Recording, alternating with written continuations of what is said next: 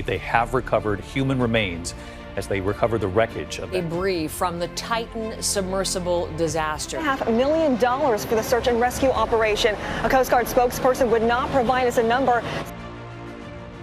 10 अप्रैल 1912 Southampton से New York जाने वाला टाइटैनिक 14 अप्रैल को एक आइसबर्ग से टकराने के बाद अनसिंकेबल कहा जाने वाला जहाज अटलांटिक ओशन में हमेशा के लिए डूब गया और इसके अंदर मौजूद 1500 से ज्यादा लोग अपनी जान से हाथ धो बैठे।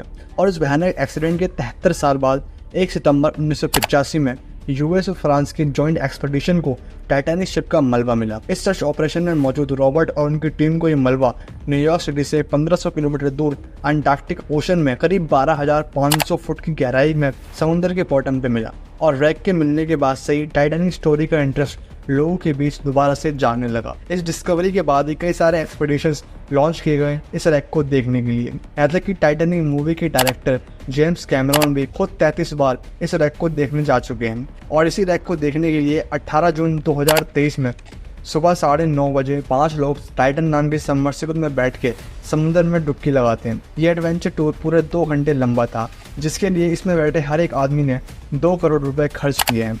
ये सबमर्सिबल हर 15 मिनट में अपनी सरफेस शिप को सिग्नल भेजती है। लेकिन 18 जून को पानी में जाने के सिर्फ 1 घंटे और 45 मिनट के बाद इस सबमर्सिबल का कांटेक्ट अपनी सरफेस से पोलर प्लेन से टूट जाता है और शाम 4:30 बजे तक इस सबमर्सिबल को वापस आ जाना चाहिए था, लेकिन इसका कोई भी निशान नहीं दिखता। और ये देखने पर पोलर प्लेन में मौजूद टीम 7:10 पर यूएस कोस्ट गार्ड को इन्फॉर्म कर देती है। इसके बाद शुरुआत होती है 4 दिन लंबे मल्टीनेशनल सर्च ऑपरेशन की, सिर्फ ये पता लगाने के लिए कि आखिर क्या हुआ उन 5 लोगों के साथ। ये टाइटन सबमर्सिबल ओशन गेट नाम की एक प्राइवेट कंपनी का था जो इस तरह के एडवेंचरस और एक्सप्लोरिंग टूर ऑफर करती थी। और 2021 में इस कंपनी ने अनाउंस किया कि अब ये टाइटैनिक रैक को देखने के लिए भी टूर करवाएगी। इस टाइटन शिप में मौजूद थे हैमिश हॉर्डिंग, सुलेमान दाऊद, उनका बेटा Shahzada Dawood, Paul Henry and OceanGate company के सीईओ स्टॉकटन रश। इस सबमर्सिबल अंदर से इतनी छोटी थी, टूरिस्ट को इसके अंदर बैठने के लिए कोई भी अलग से सीट नहीं दी गई थी। उन्हें सरफेस के ऊपर ही बैठना पड़ता था और एक बार बैठने के बाद खड़ा होना भी मुश्किल था। यहाँ तक कि टॉयलेट के लिए भी कोई सेपरेट प्लेस नहीं थी। हर किसी के लिए वहीं पर एक छोटी सी जगह में टॉयलेट बॉक्स बना दिया गया था।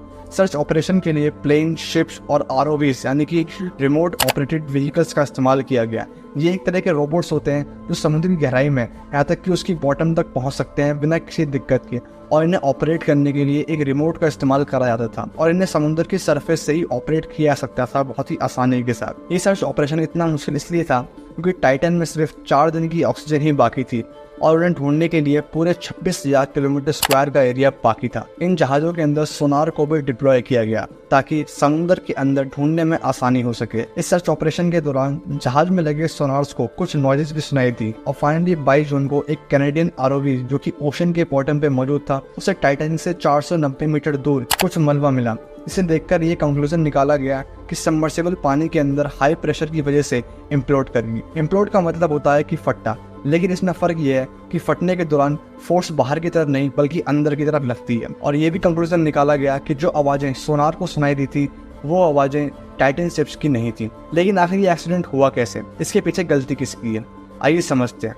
हालांकि शुरुआत से ही ओशन गेट कंपनी ने ऐसी बहुत सी गलतियां की जिसकी वजह से ये दुर्घटना हुई, जिसमें सबसे पहली गलती थी सबमर्सिबल का शेप। आमतौर पर सबमर्सिबल को एक स्फेरिकल शेप बनाया जाता है, लेकिन उसके अंदर की जगह को बढ़ाने के लिए ताकि उसमें ज्यादा लोग आ सके, इस ओशन गेट कंपनी ने उसका डिजाइन सिलेंड्रिकल रखा, जिसकी वजह से वो काफी ज्यादा कमजोर रही। और साथ ही से ऑपरेट करने के लिए सस्ते से रिमोट कंट्रोल का इस्तेमाल करा गया जो कि गेम खेलने के लिए इस्तेमाल करा जाता है। और अगला सबसे बड़ा रीजन ये है कि टाइटन का कवर, आमतौर पर सबमरीन के कवर्स को बनाने के लिए कार्बन स्टील का इस्तेमाल किया जाता है, वहीं टाइटन के कवर को बनाने के लिए कार्बन फाइबर का इस्तेमाल किया गया जो कि पहले कभी भी सबमरीन के अंदर नहीं यूज करा गया और ना ही किसी तरीके से अप्रूव था। यहाँ तक कि टाइटन सबमरीन खुद सिर्फ 2 बार इस कवर के साथ समुद्र की गहराई में पहुंची थी और ये कार्बन फाइबर कंप्लीटली प्रूफ नहीं था। यहाँ तक कि ओशन गेट के सीईओ स्टॉकटन रश ने भी ये खुद एडमिट किया है कि उन्होंने टाइटन को बनाने के लिए कई सारे रूल्स को ब्रेक किया है और यही रीजन है जिसकी वजह से टाइटन सबमर्सिबल समुद्र की गहराई में पहुंचने के बाद वहां के मौजूद पानी के हाई प्रेशर को झेल नहीं सकी और इम्प्लोड कर गई।